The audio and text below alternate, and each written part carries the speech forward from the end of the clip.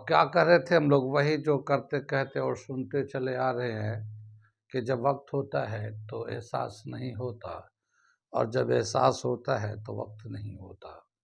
मैं साबिर अलीगढ़, आप देख रहे हैं ILCC वाली क्लासेस, जो अलीगढ़ बेस्ड नीट जेई का रेजिडेंशियल कोचिंग क्लास है। साथ ही AMU, जामिया, BHU और दूसरे यूनिवर्सिटी के दूसरे एंट्रेंस की भी तैयारी कराते हैं, जैसे 9th है, 11th diploma engineer, BSc nursing, CET, CUT, paramedical वगैरह वगैरह तैयारियां होती हैं। तो वो लोग, जो लोग तैयारी करना चाहते हैं, कांटेक्ट कर सकते हैं। ऑफलाइन ऑनलाइन दोनों ही मोड अवेलेबल है।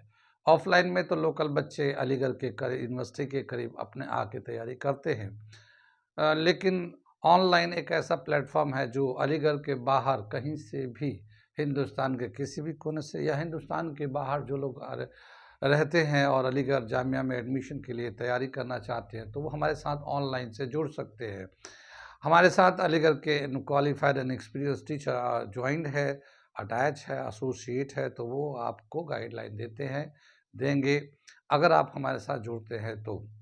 साथ ही हमारे चैनल को सब्सक्राइब कर लें, क्योंकि हम लोग यूनिवर्सिटी के जो भी नोटिफिकेशन आते रहते हैं हम लोग अपडेट करते रहते हैं। तो अगर आपको यूनिवर्सिटी के इन्फॉर्मेशन से अपडेट रहना है तो आप हमारे चैनल को सब्सक्राइब कर लिए। साथ ही हमारे चैनल पे बहुत सारे रिकॉर्डेड कंसेप्ट आते हैं, कंटेंट आते हैं और मटेरियल आते हैं, तो आपको बहुत सारे रिकॉर्डेड क्लासेस भी मिल जाएंगे। ठीक है, हम लोग करने जा रहे थे chemistry 9th class, structure of atom. ठीक है, जो AMU और जामिया और दूसरे यूनिवर्सिटी में एंट्रेंस के लिए 11th एंड डिप्लोमा इंजीनियरिंग के लिए ज़रूरी होता है, तो वो हम लोग करने जा रहे हैं। बहुत सारे चैप्टर तो हम लोग कर चुके हैं, लेकिन अब हम लोग structure of atom 9th class के बेस पे करने जा रहे हैं। वैसे structure of atom 11th class में भी है, जो नीट जेई का कोर्स है, लेकिन हम लोग 9th क्लास के थोड़ा बेसिक लेवल पे बात करेंगे। ठीक है, आगे चलते हैं। मैं चैप्टर का नाम लिखता हूँ, फिर बताता हूँ आगे क्या है ये। Structure of atom. एटम तो हम लोग जानते हैं, एटम एंड मॉलिक्यूल एक चैप्टर है जिसमें हम लोग ने पढ़ा है कि एटम क्या होता है। Atom is fundamental unit of substances. ठीक है, और जैसे हम लोगों ने एटम के बारे में डाल्टन ने एक आइडिया दिया है, atom is the smallest particle which can not be further divided. ठीक है, एटम बहुत ही छोटा पार्टिकल होता है जो और डिवाइड नहीं किया जा सकता है। ये डाल्टन ने 1800 AD में बताया था हमारा। ठीक है, यानी 1800 में, 1800 किसी बुक में 1800 दे रखा है, किसी बुक में 1808 दे रखा है। बताया गया कि एटम बहुत ही छोटा होता है, वो इतना छोटा होता है कि वो और डिवाइड नहीं किया जा सकता है। तो एटम, ये डाल्टन का एटॉमिक कंसेप्ट था, हम लोगों ने पिछले टॉपिक में, पिछले एटम एंड मॉलिक्यूल में ये सारी बातें हमने बताया हैं, आप देखेंगे उसमें जाके। अब क्या बताए कि एटम अगर सबसे स्मॉलेस्ट है, तो फिर ये स्ट्रक्चर की क्या बात आती है कि एटम के अंदर क्या स्ट्रक्चर है।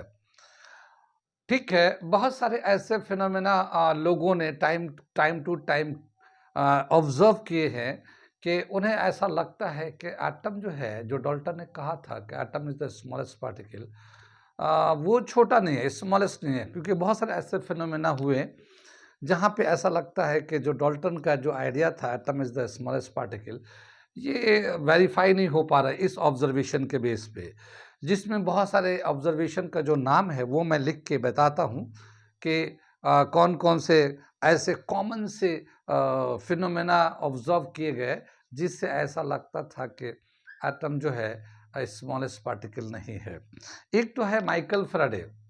ठीक है, electrolysis of electrolyte by Michael Faraday. Michael Faraday एक नाम आता है साइंटिस्ट का, उन्होंने इलेक्ट्रोलिसिस का एक फिनोमेना किया। तो उसमें क्या है, मैं भी डिटेल में बताता हूँ। तो 2-3 टॉपिक ऐसे हैं जो बहुत ही कंट्रोवर्शियल है, जैसे कि electrolysis by Michael Faraday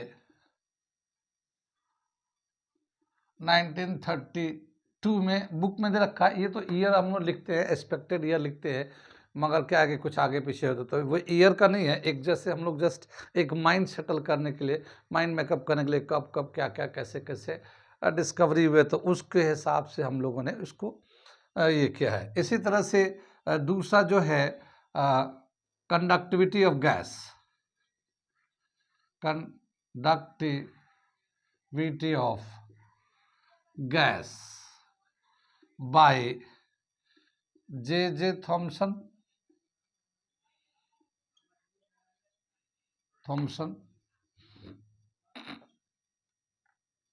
and his associate, ठीक है। ये कंडक्टिविटी ऑफ गैस भी बोल सकते हैं, या फिर यहाँ पे एक cathode tube experiment, cathode rays, इसको कैथोड ट्यूब एक्सपेरिमेंट भी बोल सकते हैं हम लोग। कैथोड ट्यूब एक्सपेरिमेंट यहाँ पे किया गया था, तो ये हम लोग इसको इस तरह से भी जान सकते हैं। ऐसे ही एक एक्सपेरिमेंट वो था हमारा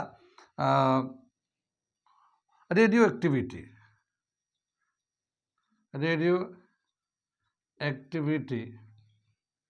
bye phenomena of radioactivity, ऐसे ही दे रखा, phenomenon of radioactivity observed by Henry बेक्यूर,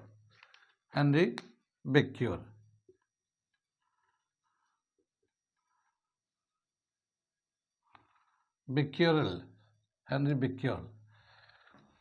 Radioactivity observed by Henry Becquerel in 1896, ये 1896 में इन्होंने ऑब्जर्व किया था। तो ये क्या है, मैं थोड़ा सा आउटलाइन दूंगा, क्योंकि ये जो थोड़ा सा कोर्स है, ये जो टॉपिक है, ये आपके कोर्स में नहीं है, लेकिन मैं थोड़ा सा हाईलाइट ये दे देता हूँ कि ये है क्या चीज़, क्योंकि बड़े क्लास में जब जाएंगे आप, तो आपको पढ़ना होगा, साइंस अगर लेके पढ़ना चाहते हैं तो मैं थोड़ी सी इसकी आउटलाइन दे देता हूँ।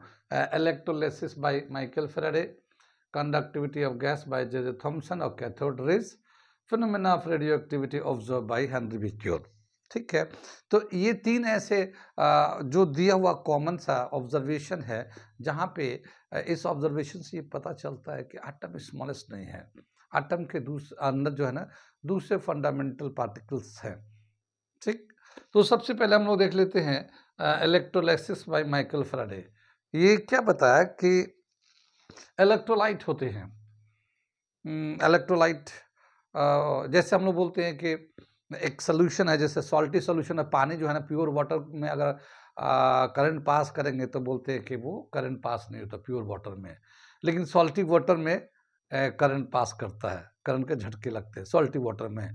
तो करंट कब लगता है, जब हमें सॉल्टी वाटर होता है, यानी सॉल्ट जो है बेसिकली सोडियम क्लोराइड होता है, और जब हम लोग करंट पास करते हैं तो वो सोडियम एंड क्लोरीन अलग अलग डिसोसिएट हो जाते हैं, सोडियम एंड क्लोरीन। इस तरह से सोडियम क्लोराइड जो सॉल्ट होता है, ये सोडियम आयंस और ये क्लोरीन आयंस, ये इस तरह से दिखाते हैं। तो ये पॉजिटिव चार्ज है, ये नेगेटिव चार्ज है, ये है ना। तो ये जो पॉजिटिव चार्ज आया, नेगेटिव चार्ज आया, ये नेगेटिव पॉजिटिव चार्ज कहाँ से आ गया? एटम तो स्मॉलेस्ट है, उसके अंदर कोई दूसरी चीज़ है नहीं डाल्टन के हिसाब से। तो जब उसके अंदर कोई दूसरा है ही नहीं तो वो न्यूट्रल होता है, एक atom as a whole neutral होता है। कोई भी एटम लेंगे किसी भी एलिमेंट का, जैसे कार्बन है, हाइड्रोजन है, नाइट्रोजन है, किसी का भी एटम लेंगे तो वो न्यूट्रल होता है। तो जब हम लोग इस तरह का सॉल्टी वाटर से करंट पास करेंगे तो उसमें करंट आने लगता है, तो इस तरह से आइंस बनता है। ये एक्सप्लेन किया गया है कि इस तरह के आइंस बनते हैं, पॉजिटिव को कटाइंस बोलते हैं, नेगेटिव को अनाइंस बोलते हैं। तो ये जो आइंस बनते हैं, इस पर तो चार्ज होता है, मगर एटम तो न्यूट्रल था, तो फिर चार्ज कहाँ से आया, पॉजिटिव चार्ज नेगेटिव चार्ज कहाँ से आया? इससे रिलेटेड इलेक्ट्रोलाइट, इसको हम कहते हैं इलेक्ट्रोलाइट। और इलेक्ट्रोलाइट यानी जब भी कभी करंट पास करते हैं तो वो जो इलेक्ट्रोलाइट होते हैं वो टूटते हैं। इलेक्ट्रोलाइट दो तरह के होता है, weak electrolyte, strong electrolyte. Weak वो होते हैं जो पार्शियली ड्यू टू थोड़ा सा टूटता है, बाकी सब रह जाता है। वो स्ट्रॉन्ग इलेक्ट्रोलाइट वो होता है जो सब के सब टूट जाते हैं, जैसे इलेक्ट्रोलाइट को अगर समझना चाहें तो मैं इससे एक समझाता हूँ। यानी जब कभी करंट पास करते ही हमारा एक पेन है, तो इसमें 2 चीज़ है, एक ये कैप है, ये एक बॉडी है इसका। तो जब भी करंट पास करेंगे तो ये टूट जाएगा इस तरह से, ये अलग हो गया, ये अलग हो गया, 2 बन गए। अब मान लो इसको हम पॉजिटिव करते हैं, ये नेगेटिव हो जाएगा इस तरह से। तो ये टूट जाते हैं। यानी एक ये मॉलिक्यूल होते हैं, जैसे सोडियम क्लोराइड है ये, एक सोडियम ये है, क्लोरीन ये है। तो ये क्लोरीन हो गया, ये नेगेटिव चार्ज, ये पॉजिटिव चार्ज हो गया। कितनी बात समझ में आई? तो क्या बताया कि ये जो आयंस बनते हैं, ये कहाँ से बनते हैं? इलेक्ट्रोलिसिस से रिलेटेड माइकल फैराडे ने कई सारे लॉ दिए। First law of electrolysis, second law of Faraday, first law Faraday, second law करके दिया हुआ है। वो आपको उतना समझना नहीं है। बस ये है कि ये जो चार्ज बनता है, ये कहाँ से आया? 1832 है ये, 1832 है ये, 1832, 1832 में बताया कि ये जो है, जब भी करंट पास करते हैं तो ये चार्ज आता कहाँ से, जबकि एटम न्यूट्रल है। तो इसका एक्सप्लेनेशन, यानी कि ये उस वक्त समझ में नहीं आया कि आता कहाँ से है और कैसे ये आइंस बन जाते हैं। बहरहाल लेकिन ये ऑब्जर्वेशन हुआ और इससे ये एक डाउट हुआ कि डाल्टन ने जो बताया कि एटम स्मॉलेस्ट है, अगर स्मॉलेस्ट है तो फिर एटम तो न्यूट्रल होता है, फिर ये चार्ज कहाँ से है? तो ये एक सवाल आ गया। ऐसी वक्त गुजरता रहा। यहाँ पे कंडक्टिविटी जे जे थॉम्सन और उसके जो बहुत सारे कलीग थे, तो एक ये हो रहा था कि जैसे कंडक्टिविटी चेक कर रहे थे, जैसे कौन-कौन से मेटल होते हैं, यानी सॉलिड होते हैं जो कंडक्टर है, लिक्विड कंडक्टर है, तो गैस भी कंडक्टर होना चाहिए या अगर कंडक्टर है या नहीं है, तो उसकी कंडक्टिविटी को चेक कर रहे थे। और उसमें क्या किया कि एक ट्यूब लिया गया, कैथोड ट्यूब, और उसके अंदर जो है हाई वोल्टेज अप्लाई किया गया और प्रेशर जो है ना, उसके अंदर का जो एयर था, वो जो एयर को निकाला गया। ठीक है? एक हम थोड़ा-सा छोटा-सा स्केच बना देते हैं इस पे, यहाँ पे। ये इस तरह से एक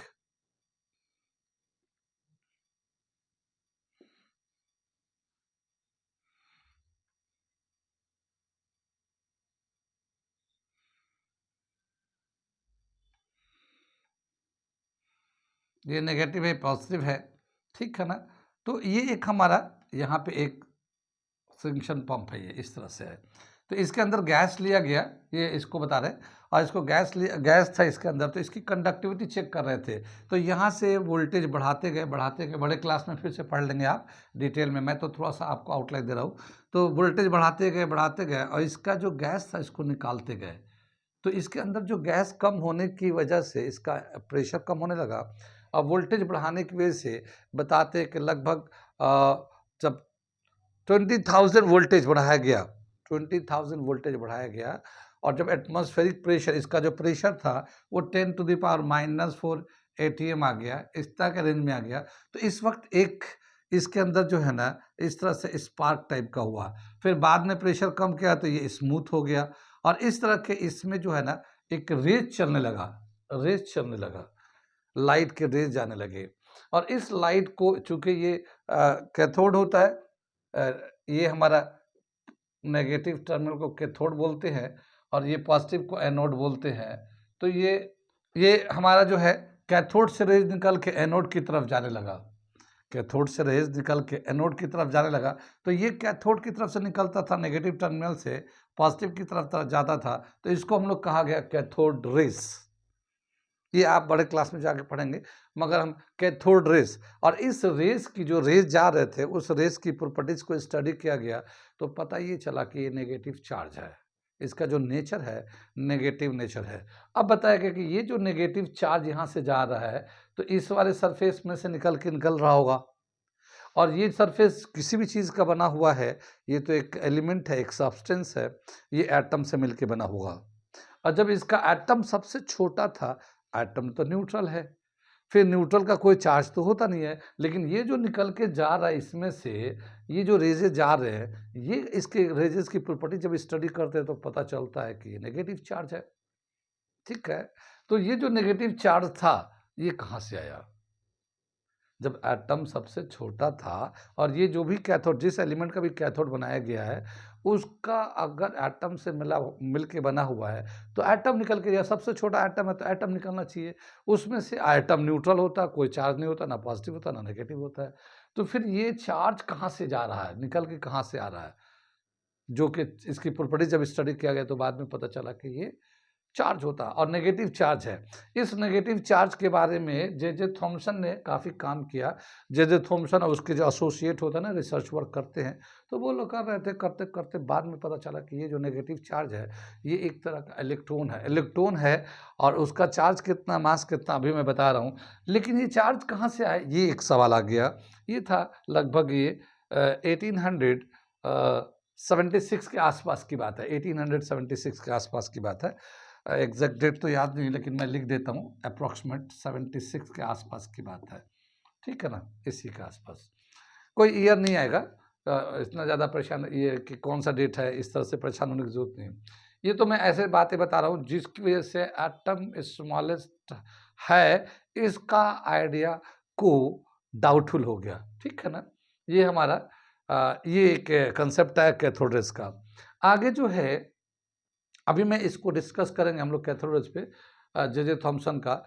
आगे ये एक कंसेप्ट है, ये जो है phenomena of radioactivity observe by the Henry Becquerel 1896। क्या होता है रेडियो एक्टिविटी, ये मैं बताता हूँ।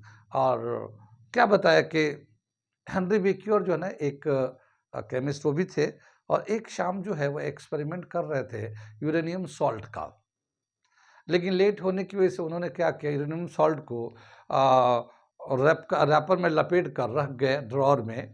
और फिर बाद में जब नेक्स्ट डे आए तो क्या देखते हैं कि वहाँ पे बहुत सारे जो चीज़ें रखे थे ड्रॉअर में, तो बहुत सारी चीज़ें थी, सॉल्ट भी था, दूसरे कंपाउंड वो भी थे, फोटोग्राफिक फिल्म भी था, नेगेटिव भी था। तो क्या देखते हैं कि वो नेगेटिव में स्पॉटेड आ रहे हैं। वो जो नेगेटिव फीलिंग होता है ना, जैसे हम लोग पहले के ज़माने में कोडैक आता था तो उसके फ़ोटो खींचते थे, खटक-खटक करके फ़ोटो खींचते थे, तो उस पे स्पॉटेड बनते थे, फिर उसके नेगेटिव से पॉज़िटिव बनता था। उसी तरह से क्या देखा गया कि यूरेनियम के वो जो जहाँ पे यूरेनियम रखा था, यूरेनियम सॉल्ट जो था, यूरेनियम सल्फ़ेट सॉल्ट था वो, तो उससे क्या देखा गया कि बहुत सारे रेज़ेस निकलते हैं। और वो रेजेस जो है अपने आप से निकलते हैं, उसको निकालने के लिए कुछ करने की ज़रूरत नहीं है, स्पॉन्टेनियस प्रोसेस है वो स्पॉन्टेनियस प्रोसेस है। स्पॉन्टेनियस का मतलब आता है, समझ में आता है स्पॉन्टेनियस? जैसे मान लो मैं ऐसे देख रहा हूँ और किसी ने मुझे पत्थर मारा, तो मेरी आँखें फट सेकंड बंद हो जाएँगी।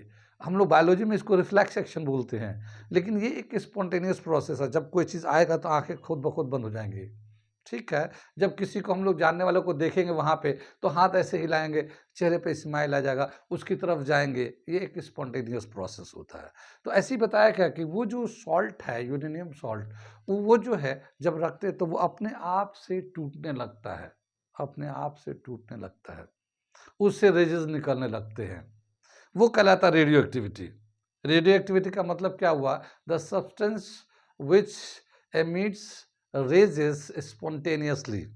वो चीज़ें जिससे रेजेस अपने आप से निकलता है, उसको हम लोग कहते हैं radio active substances. Radio active जो रेजेस निकलते हैं, वो रेजेस का नेचर स्टडी किया रदरफोर्ड ने। रदरफोर्ड, ठीक है ना? पढ़ेंगे रदरफोर्ड के बारे में। तो उस रेडियो एक्टिव से जो रेजेस निकल रहे थे, उसके कैरेक्टरिस्टिक, उसकी प्रॉपर्टीज़ को जब स्टडी किया रदरफोर्ड ने, तो क्या देखा कि वो जो रेजेस निकल रहे, वो 3 तरह के रेज़ हैं। एक है अल्फ़ा, एक का नाम रखा गया अल्फ़ा, दूसरे का नाम रखा गया बीटा और तीसरे का नाम रखा गया गामा, ठीक है? अल्फ़ा पार्टिकल नेगेटिव चार्ज होता है, बीटा पार्टिकल पॉज़िटिव चार्ज होता है, गामा जो है मासलेस चार्जलेस पार्टिकल होता है, ना उसका मास होता है, ना उसका चार्ज होता है। कितनी बात समझ में आई? तो ये जो रेज़ेस निकल रहे हैं रेडियो एक्टिविटी में, वो अल्फ़ा, बीटा, गामा रे जो नाम रखा गया, वो रेज़ेस कहाँ से निकल रहे हैं? जब एटम छोटा है, एटम स्मॉलेस्ट है, न्यूट्रल है, तो फिर उस ये जो alpha, beta, gamma, negative, positive, ये सब निकल के कहाँ से आ रहे हैं? तो ऐसे बताते हैं कि ऐसे बहुत सारे, ये जैसे हम लोग बहुत कॉमन फिनोमेना जो बताए गए कि ऐसे बहुत इस तरह के फिनोमेना की वजह से ये एक सवाल उठ के आया कि अगर ऐसे नेगेटिव पॉजिटिव चार्जेस मिलते हैं तो फिर एटम के अंदर तो ये होने चाहिए, एटम स्मॉलेस्ट कैसे हो गया? ठीक है। तो यहाँ पे एक सवाल आके, बहुत सारे ऑब्जर्वेशन के बेस पे एक सवाल आके इस तरह से खड़ा हो गया कि भाई एटम स्मॉलेस्ट हो ही नहीं सकता, क्योंकि इससे इस तरह के रेजेस निकल रहे हैं, नेगेटिव चार्ज भी है, पॉजिटिव चार्ज भी ऑब्जर्व कर रहे हैं हम लोग, तो फिर एटम के अंदर से ही तो आ रही है, तो फिर एटम छोटा कैसे हुआ। ठीक, यहाँ पे जो एक्सपेरिमेंट है, जे थॉम्सन का एक्सपेरिमेंट थोड़ा सा हमें दे रखा है बुक में, तो मैं उसको जे थॉम्सन के साथ साथ कुछ जो पॉइंट्स है उसी को एलाबोरेट कर देता हूँ जो बुक के हिसाब से दे रखा है। तो हम लोग इसको करने जा रहे हैं। ये सब तो ये सवाल थे जो बताए थे कि एटम जो है ना स्मॉलेस्ट पार्टिकल नहीं है। ठीक है, इसके अंदर दूसरे फंडामेंटल पार्टिकल्स हैं। कितनी बात में यहाँ से इन सब बातों से आने लगा। लेकिन जे थॉम्सन का जो ये और उसके जो कलीग थे, बताते जे थॉम्सन जो है, जे थॉम्सन और उसके जो कलीग जो है ना कैथोड रेस पे जो काम किए, उसको हम लोग थोड़ा सा एलाबोरेट करते हैं। ठीक है, इसे मिटा दे, नोट करना चाहे नोट कर लीजिए इस एक्सपेरिमेंट को, डिस्कवरी ऑफ इलेक्ट्रॉन। ठीक, कैथोड में क्या किया गया था, कैथोड में कि हमने बताया कि जैसे सॉलिड होता है, कंडक्टर होते हैं, जैसे कॉपर है, एल्युमिनियम है, जिंक है, आयरन है, ये सभी कंडक्टर होता है, मेटल होते हैं। कंडक्टिविटी किसी का कम होता है, किसी का ज़्यादा होता है, वो एक अलग बात है, मगर सब कंडक्टर होते हैं। इसी तरह से बताया लिक्विड में भी बहुत सारे सभी ज़्यादातर लिक्विड जो कंडक्टर होते हैं, जैसे हमने बताया सॉल्टेड वाटर होता है, ब्लड होता है, और भी बहुत सारे सोल्यूशंस हैं, और सोल्यूशन बहुत तरह के हैं, वो कंडक्टर होते हैं। किसी की कंडक्टिविटी कम होता है, किसी का ज़्यादा होता है, मगर होते सब कंडक्टर है पार्शियली भी। इसी तरह से गैस की कंडक्टिविटी चेक करने लगे जे थॉम्सन ने कि क्या गैस कंडक्टर, जैसे ये हमारा एयर है जिसमें हम लोग रहते हैं, ये जो एयर है इसका कंडक्टर है या नहीं, तो इसकी कंडक्टिविटी चेक करने के लिए फिर ये एक हमारा ट्यूब लिया गया और इसका ये एक्सपेरिमेंट कर रहे थे। तो ये देखिए हम लोग एक ट्यूब बनाते हैं कैथोड, ये हमारा इस तरह से था, ये एक प्लेट था,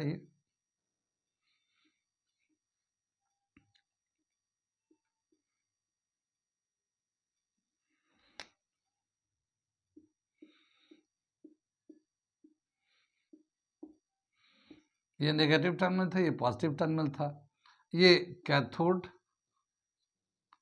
और ये एनोड। ठीक है, और इसके अंदर गैस था। तो इनिशियली जब हम लोगों ने वोल्टेज को बढ़ा रहे थे, थोड़ा थोड़ा सा वोल्टेज बढ़ा रहे थे, तो इसमें कुछ भी नहीं हो रहा था, कुछ भी नहीं हो रहा था।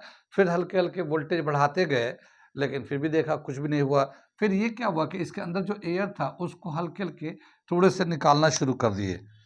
तो क्या हुआ कि ऐसे आमतौर पे जो यहाँ पे जो एटमॉस्फेयर है हमारा, उसका जो एटमॉस्फेरिक प्रेशर होता है 1 एटीएम लेते हैं हम लोग, 1 एटीएम जो हमारा एटमॉस्फेरिक प्रेशर होता है। तो इसके अंदर तो पहले एयर था तो एटमॉस्फेरिक प्रेशर के बराबर था। अब उसको क्या किया, एयर को निकालने लगे, सक्शन पंप से एयर को निकालने लगे, तो इसके अंदर एयर का प्रेशर कम होने लगा, कम होने लगा। जैसे जैसे कम होने लगा, वोल्टेज को बढ़ाते रहे, तो एक ऐसा स्टेज आया जहाँ पे थोड़ी सी स्पार्क टाइप की हुई। ठीक है, स्पार्किंग हुई, तो लोगों को एक अलग सा रियलाइजेशन हुआ कि क्या हुआ ये जो स्पार्किंग हुआ। ऐसे तो बहुत दिन तक करते रहे, कुछ भी नहीं हो रहा था, वोल्टेज बढ़ाते रहे, गैस निकालो कम निकालो, कुछ भी नहीं होता था। लेकिन जब गैस को निकालते गए निकालते गए निकालते गए, तो गैस का जब एटमॉस्फेरिक प्रेशर बहुत कम कर दिया गया, तो एक तरह का चिंगारी टाइप का जाने लगा, स्पार्क टाइप का जाने लगा। फिर और थोड़ा सा प्रेशर कम किए, तो क्या देखते हैं कि वो जो चिंगारी टाइप का जा रहा है वो स्मूथ चलने लगा। जैसे हम लोग कभी-कभी ट्यूबलाइट जलाते हैं, देखा आपने? कभी-कभी ट्यूबलाइट जब खराब होता है ना, तो जब ऑन करते हैं तो उसके किनारे में एक तरफ जलता है, हल्का-सा जलता है, फिर बूम से जलता है। हल्के जल बूम से एक लाइट जाती है, पूरी रॉड में लाइट जाती है। कभी देखा तो होगा। तो उसमें क्या होता है कि फिर बाद में वो एक बार फिर पूरी रॉड जलने लगता है। तो ऐसे ही जैसे यहाँ पे क्या हुआ कि पहले तो चिंगारी टाइप की गई, फिर हल्के-हल्के करते-करते जब प्रेशर कम किए और कम किए, तो उसके बाद वो एक स्मूथ लाइट चलने लगी। एक बीम ऑफ लाइट जाने लगा यहाँ से। तो यहाँ से जा रहा था ये बीम ऑफ लाइट इधर की तरफ, चूँकि ये कैथोड कहलाता है, ये कैथोड है, तो यहाँ से ऐसे बीम ऑफ लाइट जाने लगा इधर। तो इसको कैथोड रेज़ के नाम से या ये इसको नाम दिया है कैथोड रेज़। और क्या बताया कि ये जो रेज है, जब इसकी प्रॉपर्टीज को स्टडी किया गया तो वैसे तो बहुत सारे प्रॉपर्टीज ऑब्जर्व किया गया, लेकिन जो मेन प्रॉपर्टीज ऑब्जर्व किया गया कि ये जो है, जो रेजेस है, वो बेसिकली चार्ज पार्टिकल है, चार्ज पार्टिकल है, और उसके जो नेचर है नेगेटिव चार्ज का। जैसे हम लोगों ने प्लेट लगाते हैं, इलेक्ट्रिक फील्ड लगाते हैं, जैसे ये एक इलेक्ट्रिक फील्ड होता है, मान लो ये पॉजिटिव टर्मिनल इधर है, नेगेटिव टर्मिनल इधर है, फील्ड का, प्लेट का ऐसे लगा दिया, इस पर पॉजिटिव से कनेक्ट कर, इसको नेगेटिव से कनेक्ट कर दिया, तो क्या देखते हैं कि ये जो रेज जो है ये ऐसे जाकर ऐसे बेंड करने लगता है इधर की तरफ, ठीक है। तो जाहिर है ये पॉजिटिव है, ये तो अट्रैक्ट हो रहा होगा, ये नेगेटिव है तो रिपेल हो रहा होगा, तो ये इस तरह से ये बेंड करने लगा इसकी तरफ, ठीक है। तो इससे पता चला कि ये जो है ना पॉजिटिव टर्मिनल के तरफ बेंड कर रहा, तो ये नेगेटिव चार्ज होगा, अट्रैक्ट हो रहा होगा, ठीक है। यहाँ पे कैथोड था, नेगेटिव टर्मिनल था, एनोड था पॉजिटिव टर्मिनल, तो ये कैथोड से एनोड की तरफ जा रहा है, यानी पॉजिटिव नेगेटिव से पॉजिटिव की तरफ जा रहा है, ये भी इंडिकेट करता है कि ये नेगेटिव चार्ज है। क्या पता चला कि यहाँ पे जो एक बीम ऑफ लाइट जो कैथोड से एनोड की तरफ जा रहा है, वो नेगेटिव चार्ज पार्टिकल है। जे थॉमसन और उसके जो एसोसिएट थे या ग्रुप के जो थे, उसमें बहुत सारे नाम आते हैं, जैसे क्रुक्स, प्लाकर, वो आपके कोर्स में नहीं है, आप इस पर ध्यान मत दीजिए, मैं ऐसे ही बता रहा हूँ, वो बड़े क्लास में है, 11th में। तो वो लोग जो थे उन्होंने ऑब्जर्व किया था ये सब। बाद में जे थॉमसन ने ये ऑब्जर्व किया कि भाई ये तो नेगेटिव चार्ज पार्टिकल है, और इसका नाम उन्होंने दिया इलेक्ट्रॉन। जे थॉमसन ने इसका नाम दिया इलेक्ट्रॉन, यानी इलेक्ट्रॉन जो है एक नेगेटिव चार्ज पार्टिकल है, ठीक है। और इसका चार्ज कितना था, charge of electron, charge of electron ये कैलकुलेट किया गया, अलग अलग तरीके से कैलकुलेट किया गया है, और ये वैल्यू है 1.6 10⁻⁻19 कूलम। ये कैलकुलेट किया गया है, बताया गया कि ये जो कैथोड ट्यूब होता है, कैथोड रेज होता है, ये नेगेटिव चार्ज होता है, ये इलेक्ट्रॉन होता है, और इलेक्ट्रॉन होता है तो उसका जो चार्ज है 1.6 10⁻⁻19 कूलम। कूलम जो है ना यूनिट होता है चार्ज का, ठीक है ना। आगे चले हम लोग, कितनी बात समझ में आई। तो इलेक्ट्रॉन का डिस्कवरी यहाँ से जे थॉमसन ने किया।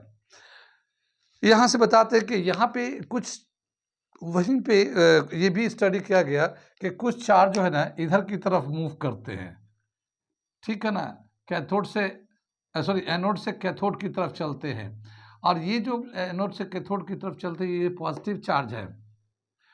इसका जो पॉजिटिव चार्ज का जो डिस्कवर किया नाम था उसका गोल्डस्टीन, ई गोल्डस्टीन, मैं नाम लिखता हूं यहाँ पे, यानी जे थॉमसन ने तो electron was discovered by J Thomson and his associate, ठीक है। एक था यहाँ पे बताया क्या, proton was discovered by E Goldstein,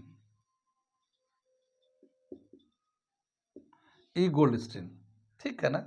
यानी जब इधर से इलेक्ट्रॉन जा रहा था तो उसकी स्पीड बहुत थे, तो बताते हैं कि जब जो हवा थे उसको, जो बीच में एयर था या इसका जो सरफेस था, इससे जब जाके इलेक्ट्रॉन टकराया तो उसके कुछ चार्ज निकल गए और वो पॉजिटिव बन गया।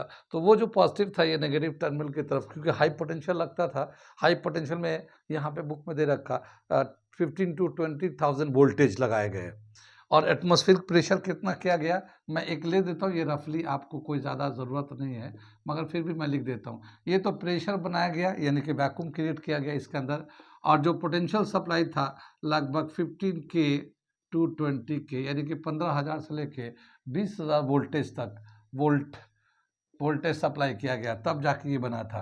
कितनी बात सुन में।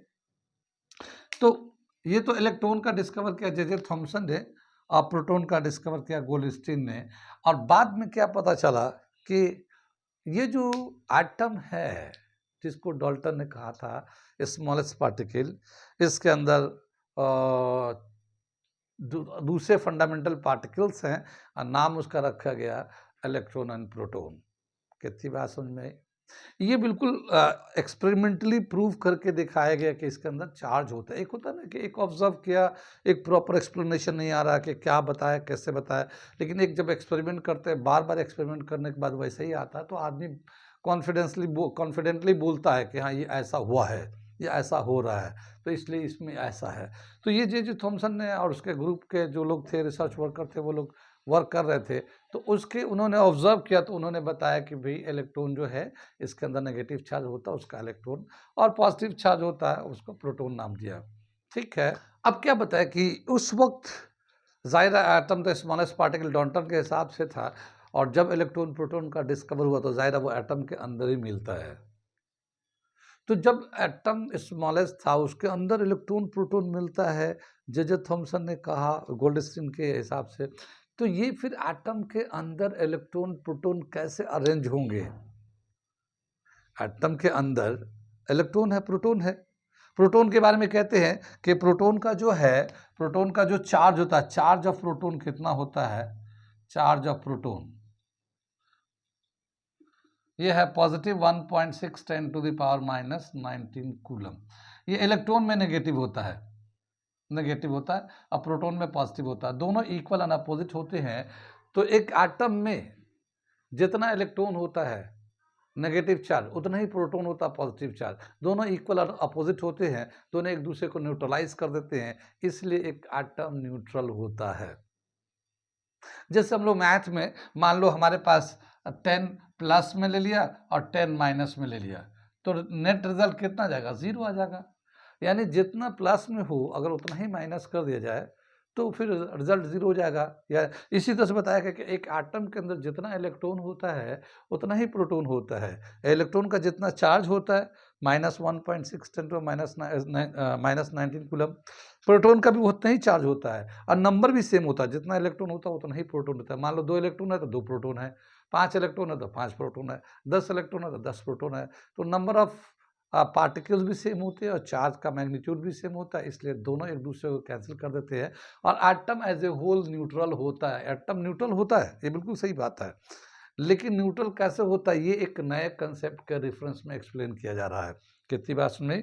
तो चार्ज ऑफ प्रोटॉन तो ये होता है, और मास ऑफ प्रोटॉन जो है, मास ऑफ प्रोटॉन, ठीक है,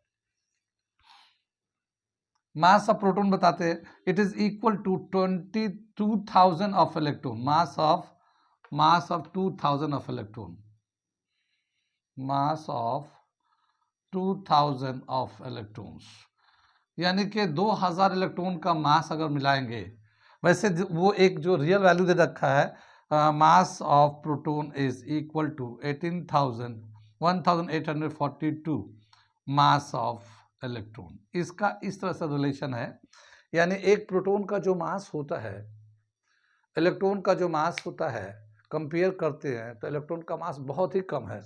चार्ज तो दोनों का बराबर है, प्रोटॉन इलेक्ट्रॉन का चार्ज दोनों का बराबर है, लेकिन मास में बहुत डिफरेंस है। इलेक्ट्रॉन का जो मास है वो बहुत ही कम होता है, प्रोटॉन का मास बहुत ज़्यादा होता है।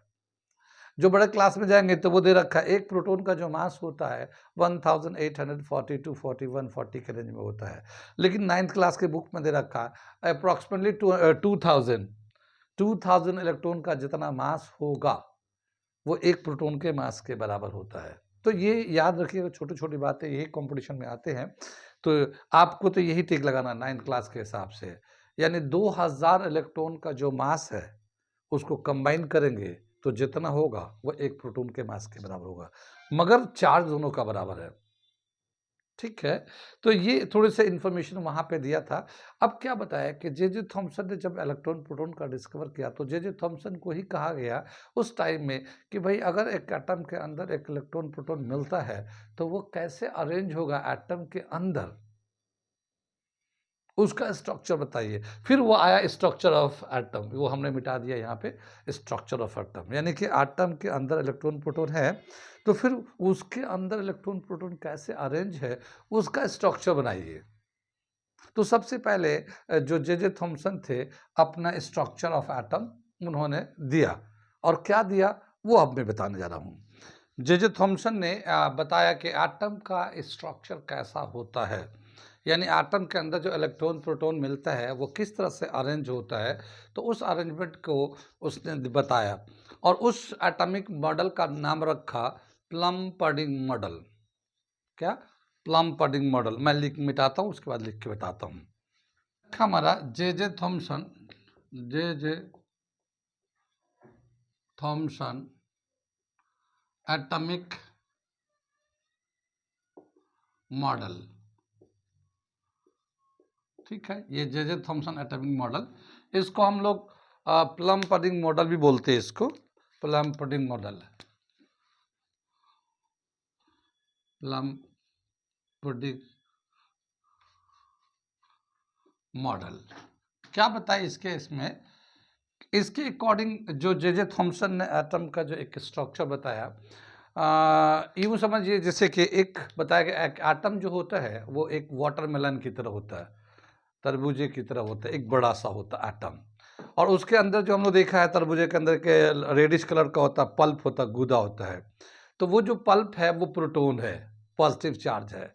और उसी तरह से वाटरमेलन में ब्लैक ब्लैक कलर का सीड्स होते हैं, वो ब्लैक ब्लैक कलर का जो सीड्स होता है उसको उन्होंने इलेक्ट्रॉन का नाम दिया। मैं एक स्ट्रक्चर बनाता हूँ उसका, ये देखिए कैसे हम बना रहे हैं। ये जैसे एक हमने आधे काट के तरबूज को दिखा रहे हम, ये हमारा बाहर से ग्रीन कलर का होता है। वाटरमेलन में अगर आप बाहर से लेंगे तो ये ग्रीन कलर का होता है ये, ठीक है।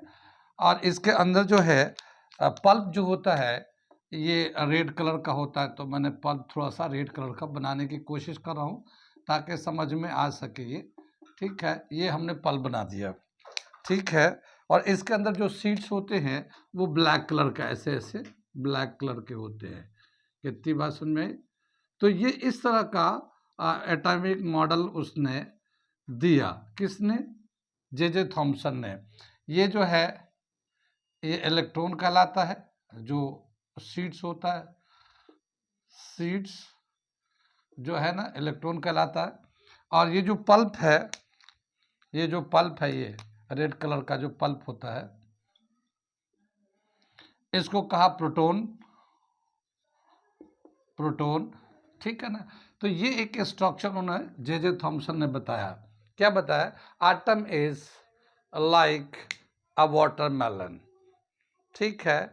The pulp of atom is represent the proton of an atom and the seeds of an atom represent the electrons of an atom। तो यहाँ पे मैं एक पैराग्राफ लिख देता हूँ इस मॉडल के हिसाब से, प्लम पडिंग मॉडल के हिसाब से। क्या बताया? Atom is like a watermelon, ठीक है ना, एक तरबूजे की तरह है ये। Where the pulp of watermelon is, pulp of watermelon is represent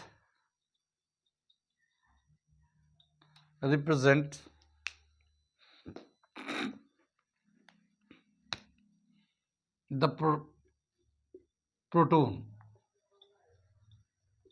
positive charge, while the seeds represents the electron of an atom, the electrons of an atom। ये हमारा एक एटॉमिक मॉडल दिया जे थॉमसन ने, ठीक है। चूंकि उससे पहले एटम के बारे में कुछ जानते नहीं थे, पहली दफ़ा दिया गया, तो जो उनका अपना एक ऑब्जर्वेटरी या ऑब्जर्वेशन के हिसाब से एनालिसिस किया, यानी कि अपने दिमाग में सोचा कैसा हो सकता है, और उस हिसाब से उन्होंने प्लम पडिंग मॉडल के नाम से एक अपना स्ट्रक्चर दिया। तो ये था हमारा जे थॉमसन का एटॉमिक मॉडल, जहाँ पे atom is the smallest particle जो है ये कंसेप्ट खत्म हो जाता है और उसके अंदर का स्ट्रक्चर को अपने हिसाब से जे थॉमसन ने एक आउटलाइन के तौर पे बताया कि उसके अंदर ऐसा स्ट्रक्चर हो सकता है। हो सकता है क्योंकि उस वक़्त इतना ज़्यादा साइंस डेवलप नहीं था, इलेक्ट्रॉन माइक्रोस्कोप डेवलप नहीं था, जिससे बहुत छोटी-छोटी चीज़ों को वो दिख सके। तो उस वक़्त एक परसेप्शन बनाता था इंसान अपने विज़ुअलाइज़ करके और उसी हिसाब से एक्सप्लेन करता था। तो ये था हमारा प्लम पडिंग मॉडल जे.जे. थॉमसन का। लेकिन जैसे-जैसे वक़्त गुज़रा, इस पे भी एक्सपेरिमेंट शुरू हुआ, इस ऑब्ज़र्वेशन पे भी कि जे.जे. थॉमसन ने जो एटॉमिक मॉडल दिया है, वो कितना सही है और बहुत सारे दूर से ऑब्ज़र्वेशन करके देखे जाने लगे, जिससे पता चले कि ये जो दिया गया बिल्कुल सही है या नहीं। उसमें एक एक्सपेरिमेंट था, Rutherford alpha particle bombardment experiment. वो बहुत इम्पोर्टेंट है। उसने जो जे.जे. थॉमसन का जो एटॉमिक मॉडल था और वो जो रदरफोर्ड का अपना अल्फा पार्टिकल बम्बार्डमेंट एक्सपेरिमेंट था, वो दोनों मैच नहीं कर रहा था। वहाँ से फिर रदरफोर्ड का एटॉमिक मॉडल बनाना पड़ा, एक नया मॉडल। तो हम लोग अगले क्लास में Rutherford alpha particle bombardment experiment को एक्सप्लेन करेंगे, ऑब्जर्वेशन को देखेंगे और फिर ऑब्जर्वेशन के बाद रदरफोर्ड ने अपने परसेप्शन के हिसाब से क्या दिया एटॉमिक मॉडल, नेक्स्ट क्लास में करते हैं। आज यहीं पे रख देते हैं।